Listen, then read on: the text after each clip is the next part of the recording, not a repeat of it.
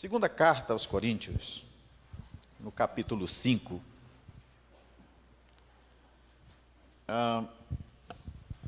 tem uma narrativa do pastor Paulo, sua prática pastoral, né?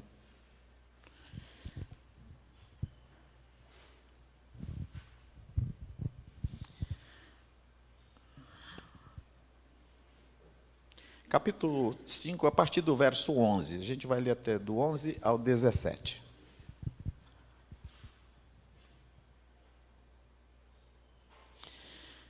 A minha tradução ela é atualizada. Diz assim: E assim, conhecendo o temor do Senhor, persuadimos os homens e somos cabalmente conhecidos por Deus.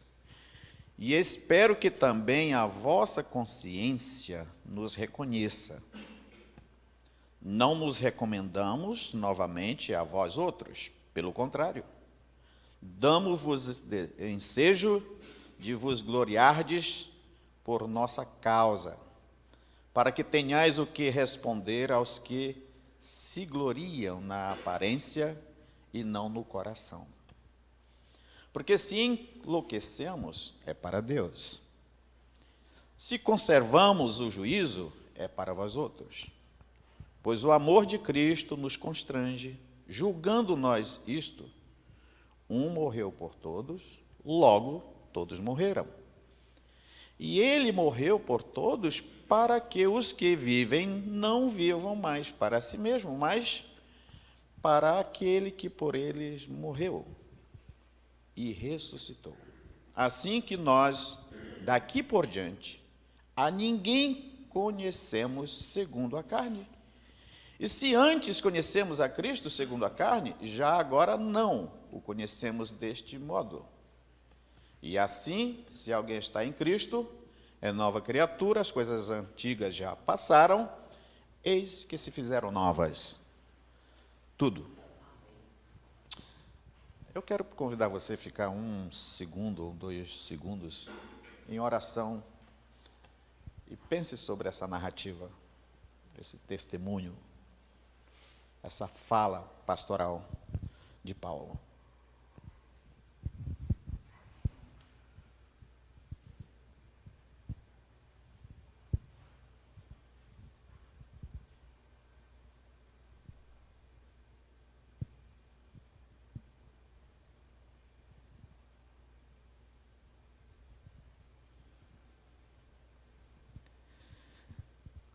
Enquanto Salvador teu livro eu ler, meus olhos vêm abrir, pois quero ver da linda letra a ti, ó. Eu venho a ti, Jesus, meu Redentor. Irmãos, eu não sou teólogo, eu sou um curioso. Faço muitas perguntas, tenho poucas respostas, ou às vezes nenhuma. Falo muito, penso menos, e diz que quem fala muito acaba errando mais.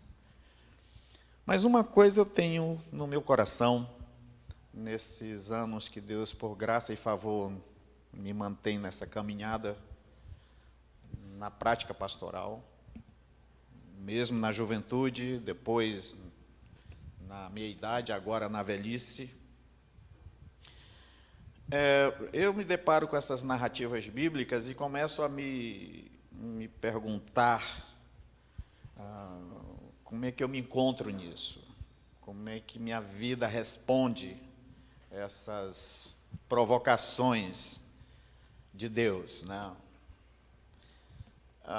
Eu estava imaginando, de repente, para a gente abrir uma discussão sobre como redescobrir as simplicidades da prática pastoral. A prática pastoral, nesses últimos dias, ela vem sofrendo algumas provocações, acúmulos de atividades, agendas pesadas.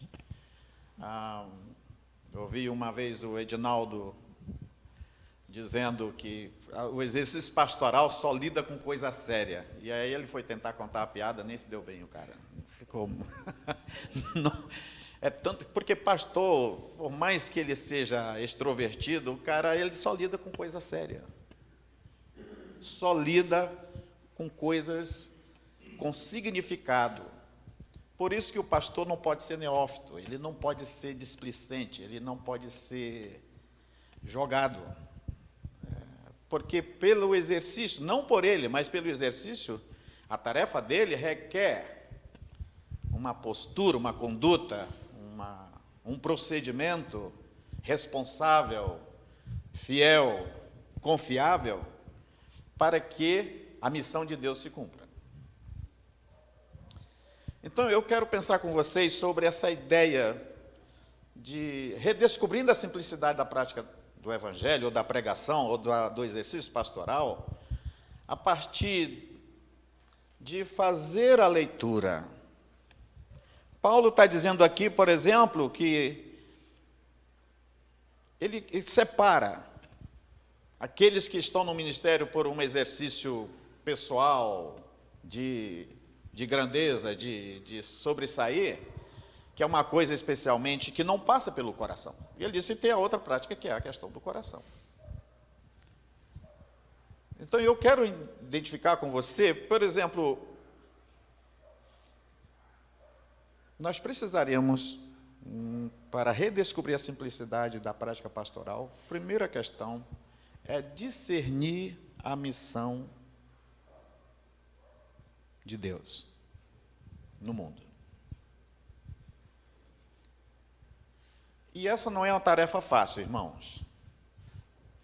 Você olhar para o Evangelho e descobrir a missão de Deus no mundo, a ação de Deus no mundo, a intervenção de Deus no mundo, em que você é parte desse mundo.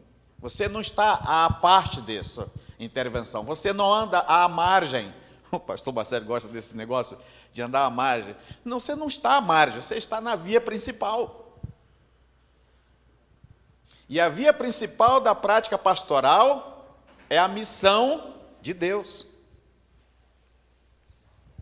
A missão de Deus, irmãos, é nesse redescobrimento da simplicidade da prática pastoral, ela é entendida como uma missão de alcançar vidas. Alcançar.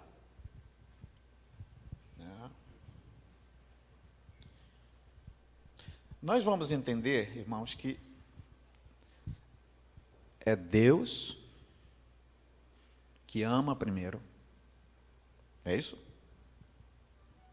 A simplicidade da prática pastoral precisa passar por um entendimento de que a missão de amar vem de Deus. É Deus quem ama, é Deus que perdoa, é Deus que vai ao encontro, é Deus que se dispõe.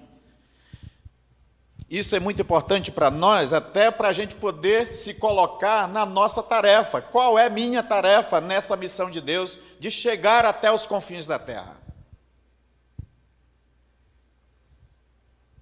Então eu colocaria aí como um ponto A, essa identificação.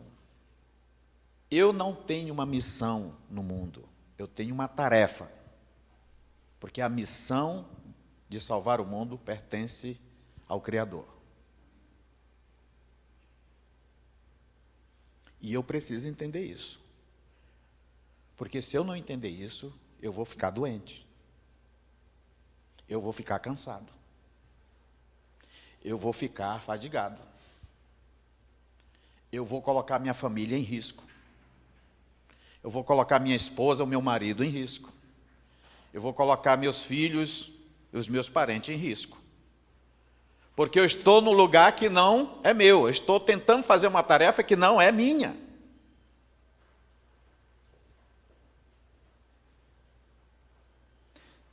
A simplicidade da prática pastoral ao meu coração, ao meu ver, passa por essa percepção de quem é a missão. E a Bíblia diz, a missão é de Deus. A Bíblia diz que Deus não dorme para que eu possa dormir. A Bíblia diz que Deus trabalha para que eu possa descansar.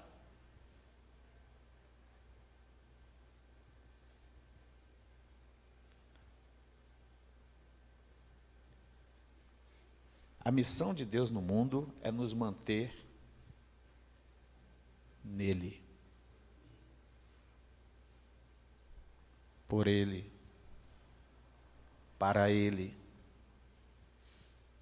Vocês lembram que Deus estabeleceu para que todos nós, de retorno para casa, passe somente pela porta que é o Filho? Isso. A segunda questão que eu quero deixar para vocês, que eu acho que na prática, na simplicidade da prática pastoral, olhando aqui, quando ele coloca aqui no verso 15, e ele morreu por todos para que os que vivem não vivam mais para si mesmo, mas para aquele que por ele morreu e ressuscitou. Não vivamos mais para nós mesmos. A responsabilidade de viver é de que tem a vida. E a vida está em Cristo.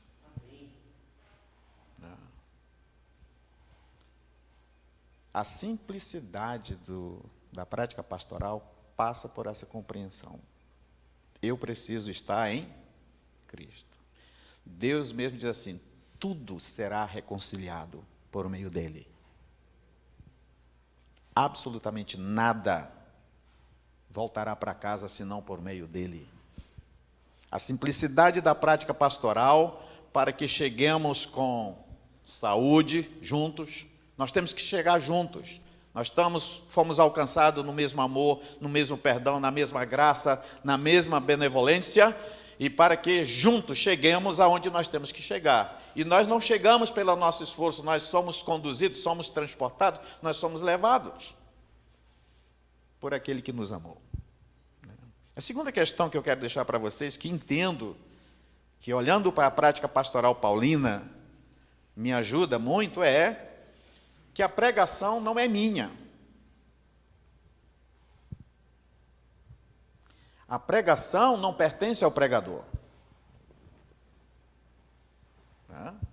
Quem é que prega a igreja? É aquele que é a palavra. É a palavra que é dada à igreja. É a palavra que é comunicada à igreja. Então quem prega é o pregador. Quem é o pregador? No caso, é o Cristo. Eu sou uma atalaia, ok? Eu tenho uma tarefa de uma atalaia, não é isso? Para anunciar o quê? A palavra de que me foi confiada. Então eu imagino que a simplicidade da prática pastoral também tira, quando nós temos essa compreensão, o atalaia, como é que é aquele cara que fica? O arauto. O arauto fica tranquilo. Ele fica tranquilo porque a fala que ele está falando é verdadeira, não sofre ela não sofre a limitação humana, porque ela é inspirada e é dada pelo próprio Espírito de Deus. O arauto, ele não fica com problema se ele pregou bem, pregou mal, se alguém entendeu, não entendeu, porque não cabe a ele essa responsabilidade. Não cabe a ele. Então, a palavra diz que é uma coisa maravilhosa, né? Eu acho muito bacana. Quem acrescenta? Deus acrescenta. Quem convence? Deus convence. Tudo por meio de quem? Do atalaia ou da palavra? É da palavra. Então, isso nos tira uma carga. Isso nos tira um peso. Isso nos tira um peso, gente. Eu posso me apresentar como um arauto, como um atalaia, como uma ferramenta de Deus, para falar a fala de Deus, para pregar a mensagem de Deus, para anunciar tudo que o Deus quer que o mundo saiba. Então eu fico imaginando essa coisa, né? Jesus pergunta assim: quem diz os homens que eu sou? E a resposta é? Oi? Não, os homens dizem assim: é Elias, é não sei quem, é o Vivi Xavier. Não, como é que é o...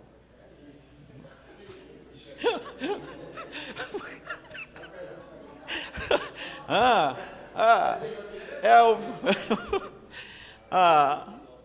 Nós temos várias respostas, nós temos vários indicadores. Aí Jesus volta e pergunta para eles: e vocês?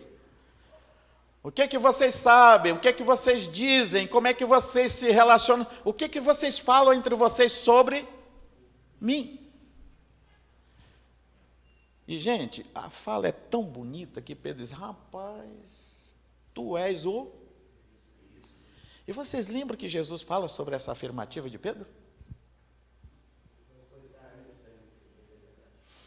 A fala era de Pedro? Não. A ação era de Pedro? Não. O agir de Deus sobre a vida de Pedro é refletida pelo próprio Deus. É o próprio reflexo de Deus, não de Pedro. Vocês entendem isso? Aquela lâmpada é só uma lâmpada. Mas a ação de Deus na lâmpada reflete o próprio Deus em todos. A simplicidade da prática pastoral precisa, com liberdade, com saúde, com equilíbrio, com integridade. Fazer o quê? Deixar que a glória de Deus seja refletida. Então eu fico pensando para nós aqui, gente, como para ter uma prática pastoral a partir da simplicidade do Evangelho, para que nós não fiquemos doentes, cansados, fadigados, e alguns já se encostando pela estrada, outros já nem na estrada estão mais, e alguns, quando ouvem o som da prática pastoral, eles choram de tamanha dor. Não, irmãos, eu gosto dessa expressão, essa prática pastoral. Eu estou colocando esse texto aqui como um fundo, não estou entrando no mérito da teologia deles, mas só para pegar alguns princípios. Então eu fico com esses dois. Eu quero fechar com mais um princípio para você, que seria: a salvação, irmãos, não pertence ao mensageiro, ao arauto. A salvação das almas, a salvação do mundo, a salvação, quem vai reconciliar o mundo com ele mesmo é ele, Deus. A Bíblia diz que os planos de Deus não podem ser frustrados, e não serão, e nós somos testemunhas disso.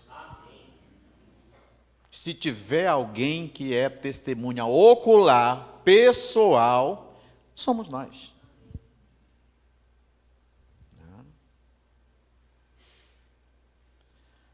Hoje nós vivemos numa sociedade complexa,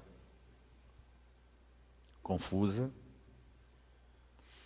Alguns sociólogos já identificam como uma sociedade líquida, essa coisa que ninguém sabe o que é, chamada de pós-modernidade, que ninguém sabe o que é, um apelido que se dá e não sabe de onde vem nem para onde vai, né? Mas o fato é que nós estamos nessa convivência. Hoje nos deparamos com uma obrigação, como tarefa. Irmãos, olha só, não é nossa tarefa ter missão, não é nossa tarefa ser dono da pregação, não é nossa tarefa a transformação da humanidade. Não é minha tarefa, não é minha missão. Agora, o que eu tenho que descobrir, biblicamente, é qual é a minha tarefa nessa missão. Isso eu preciso descobrir. Qual é a minha tarefa nessa missão? E aí a gente retoma. A minha tarefa nessa missão é simples. Muito simples. Primeira tarefa: amar pessoas. Por favor, na sua tarefa, a tarefa do pastor é amar gente. Eu sei que nós amamos nossa instituição, nós amamos nosso prédio, nós amamos nossa família, nós amamos nossa igreja, o templo, né? Nós amamos nosso salário, nós amamos um pacote de coisas. E o principal, que é nossa tarefa, não é nossa missão, é nossa tarefa na missão de Deus. Lembra lá em João 13:34? Jesus disse: irmão, você está tudo bem aí? Já ceamos? Já ficamos tudo bem? Tá, então agora eu quero vos dizer, foi-lhes dado 10 mandamentos? Foi? Sim. Então a gente cai para 2. 10 fica pendurado em 2. Quais são os 2? Amarás, pois, o Senhor teu Deus, tal, e ao teu próximo. Mas agora eu quero pendurar os 10, os 12 em um só. Então, fica pendurado um só. Aquele um só que segura os 2, que segura os 8, não é isso? Tá? É isso? É. Um que segura o 2 e o 2 que segura 8. Ele diz assim: vocês vão se amar como eu vos amei. Meus irmãos, a igreja só tem um jeito de aprender fazendo isso, vendo o seu pastor fazendo isso.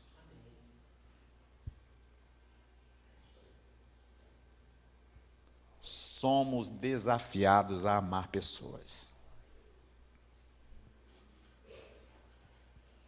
Nossa tarefa não é nossa missão. A missão é de Deus, e a minha tarefa na missão de Deus é amar pessoas, porque Ele diz: vocês vão amar pessoas. Outra tarefa que nós temos nessa complexidade é de edificarmos os nossos irmãos, ensinando, depois de ensinar faz o quê? Ensina de novo, depois de ensinar de novo a gente faz o quê? Ensina de novo. Para que a gente não seja colocado no Salmo 78, dizer assim: para que não sejamos como nossos pais, geração de coração duro, seco, incrédulo.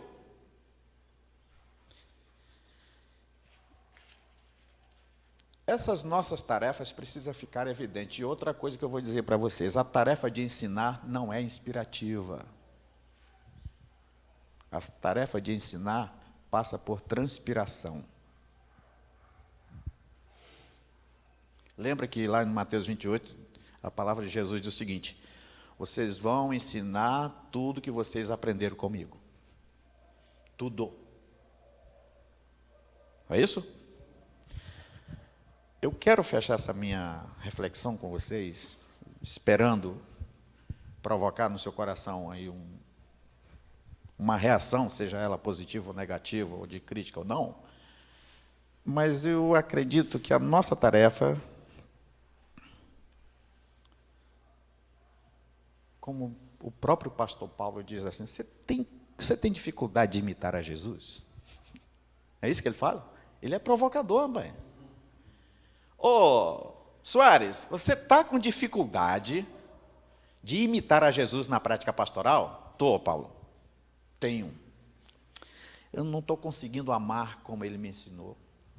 Eu não estou conseguindo chegar como ele chegou. Eu não estou...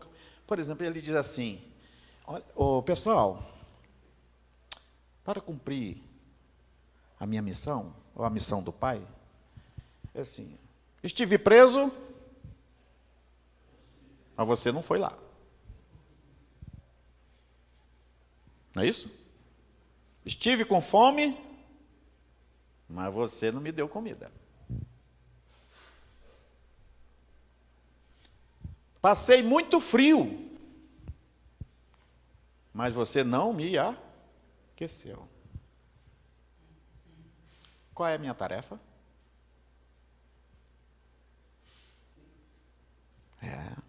Eu preciso levar comida, eu preciso levar o cobertor, eu preciso levar... Irmãos, coloque uma coisa no coração de vocês. Quando a Bíblia fala assim, ama teu próximo como a ti mesmo, ela está dizendo que quem é o próximo não é o cara que está doente, você é o próximo dele. Você vê que ela vai e volta. A palavra, ela vai e volta. Ela ama o teu próximo como a... Para em você. Quem é o próximo? Quem é o próximo? O cara está com frio. Quem é o próximo dele? Hã? Sou eu. Não é ele que está próximo de mim. Eu estou próximo dele. E a Bíblia diz que aquele que está próximo esteja preparado para responder com mansidão e temor a respeito da esperança. A esperança, a vida em quem no atalaia, não, naquele que é a mensagem, naquele que é a vida, naquele que é a pregação, naquele que tem a missão, Cristo. Que Deus nos abençoe, irmãos. E a minha fala para o seu coração, querido pastor, pastora, é que nós falemos um pouco mais sobre isso, certo? Não fique cansado. Não fique cansado. Não fique atarefado. Não.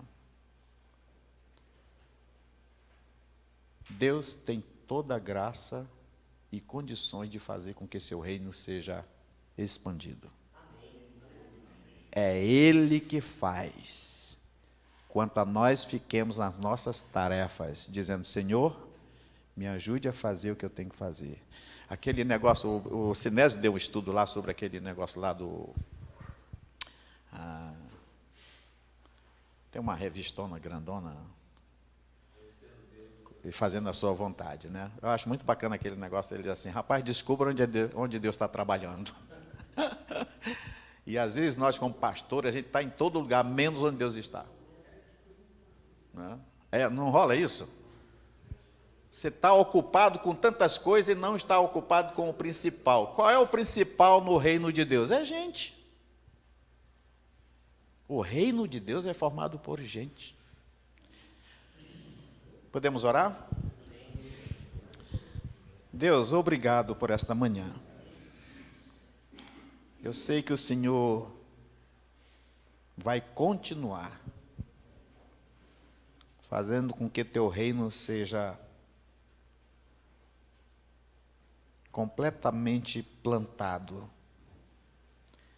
e que nós, como os teus servos, cooperadores do Senhor na tua missão, tenhamos sabedoria e entendimento da nossa tarefa. Nos dê graça para cumpri-la, no nome de Cristo. Amém, Pai. Amém.